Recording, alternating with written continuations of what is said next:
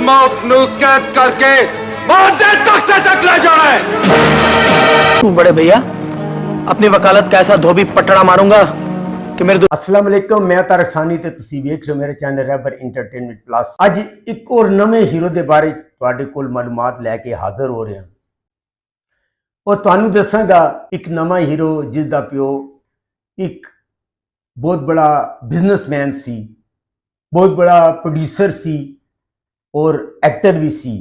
उसने जो अपने पुत्र नू फिल्म इंडस्ट्री के अंदर मुतारफ कराने का फैसला किया ते उन्हें केड़ी फिल्म बनाई, उन्हें केड़े हदायतकार नू इस फिल्म वास्ते लिता, उस फिल्म का नां की सी और उस फिल्म का अंजाम की होया और वो जिहड़ी फिल्म सी किस इंडियन फिल्म की कापी सी।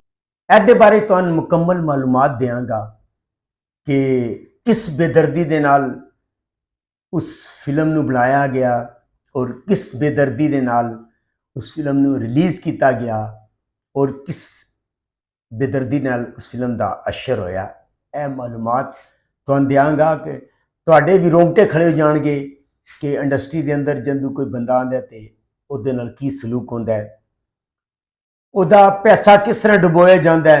सब तो पहले मैं गल करांगा गफूर भट्ट दी। हर मुजरम दी शहरत तक पहुंचन लई ते वर्दी पा रहे हैं सर।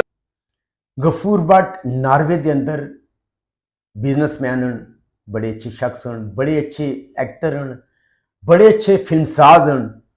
तो उन्होंने 29 सितंबर 1999 एक फिल्म बनाई, उन्होंने प्रोड्यूस किया, उस फिल्म के अंदर काम किया।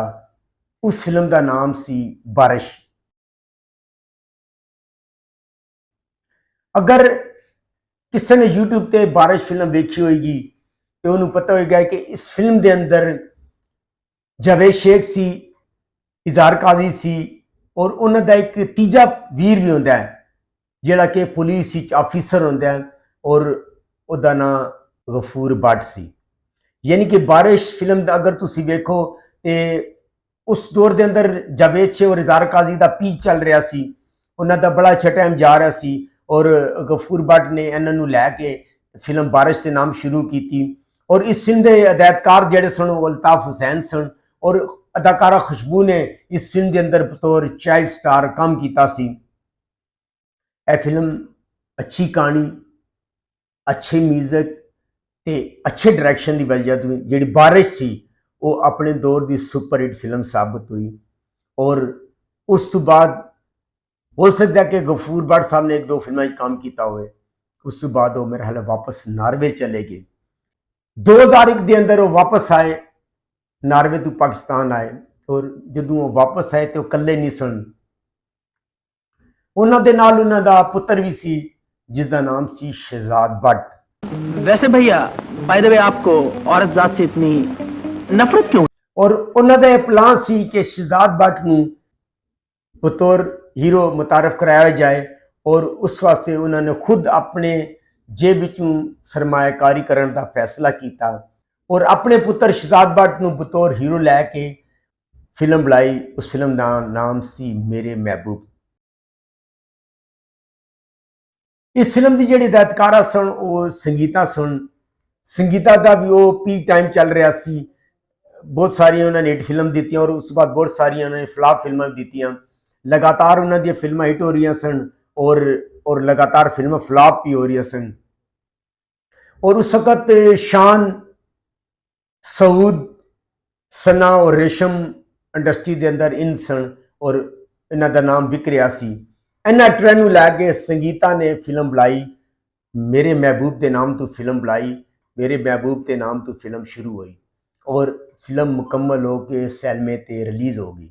जो यह फिल्म रिलीज़ हुई तो जितनी तेज़ी नाल रिलीज़ हुई सी इतनी तेज़ी नाल ही यह फिल्म डेड फ्लॉप साबित हुई और सैलमे के उत्ते सिर्फ 1 या 2 हफ्ते चल सकी और पूरी तरह फ्लॉप हुई। किस्सा की सी कि यह फिल्म फ्लॉप क्यों हुई? वो कहते ना कि जो फिल्म वेखण आते ना वो जो टिकट लैके फिल्म वेखते हैं तो हर एक चीज़ तो उन्होंने नज़र आती है, फिल्म की कहानी तो उन्होंने नज़र आती है, ਫਿਲਮ ਤੇ ਗਾਣਿਆਂ ਦੀ ਉਹਨਾਂ ਦੀ ਨਜ਼ਰ ਆਉਂਦੀ ਹੈ, ਕਿਹੜਾ ਐਕਟਰ ਅੱਛਾ ਕੰਮ ਕਰ ਰਿਹਾ ਹੈ, ਕਿਹੜਾ ਬੁਰਾ ਕੰਮ ਕਰ ਰਿਹਾ ਹੈ, ਕਿਹੜੀ ਕਹਾਣੀ ਹੈ, ਸਾਰੀਆਂ ਚੀਜ਼ਾਂ ਤੇ ਜਿਹੜਾ ਫਿਲਮ ਵੇਖਣ ਵਾਲਾ ਉਸ ਦੀ ਨਜ਼ਰ ਆਉਂਦੀ ਹੈ। ਜਦੋਂ ਇਹ ਫਿਲਮ ਬੜੀ ਸੈਲਮੇ ਤੇ ਲੱਗੀ, ਲੋਕਾਂ ਨੇ ਵੇਖੀ ਤੇ ਡੈਡ ਫਲਾਪ ਕਿਉਂ ਹੋਈ? ਕਿਉਂਕਿ ਇੱਕ ਮਸ਼ਹੂਰ ਇੰਡੀਅਨ ਫਿਲਮ ਸੀ ਚਲਤੀ ਕਾ ਨਾਮ ਗਾੜੀ।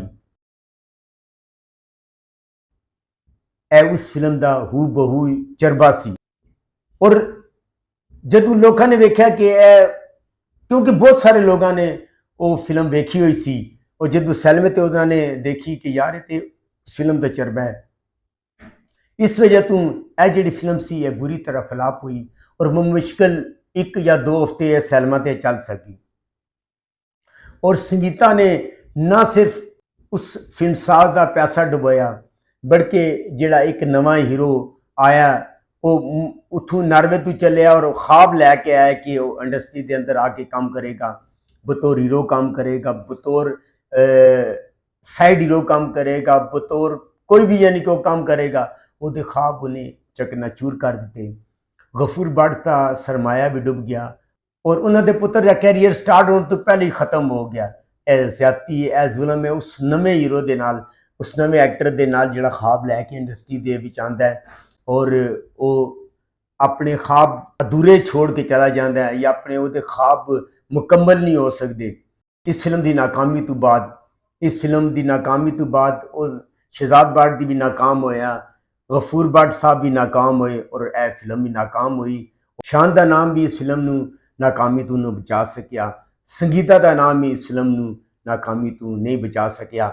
ਜਿਤਨੀ ਅੱਛੀ ਫਿਲਮ ਬਾਰਿਸ਼ ਸੀ, ਇਤਨੀ ਹੀ ਬੁਰੀ ਫਿਲਮ ਮੇਰੇ ਮਹਿਬੂਬ ਸੀ ਉਹ ਡੈਡ ਫਲਾਪ ਹੋਈ। ਇਹ ਮਾਲੂਮਾਤ ਲੈ ਕੇ ਤੁਹਾਡੀ ਖਿਦਮਤ ਵਿੱਚ ਹਾਜ਼ਰ ਹੋਇਆ। ਅਗਰ ਤੁਹਾਨੂੰ ਮੇਰੀ ਮਾਲੂਮਾਤ ਅੱਛੀ ਲੱਗੀ ਹੋਵੇ ਮੇਰੇ ਚੈਨਲ ਨੂੰ ਲਾਈਕ ਕਰੋ, ਸਬਸਕ੍ਰਾਈਬ ਕਰੋ ਤੇ ਸ਼ੇਅਰ ਕਰੋ ਤੇ ਨੈਕਸਟ ਵੀਡੀਓ ਤੱਕ ਅੱਲਾ ਹਾਫਿਜ਼।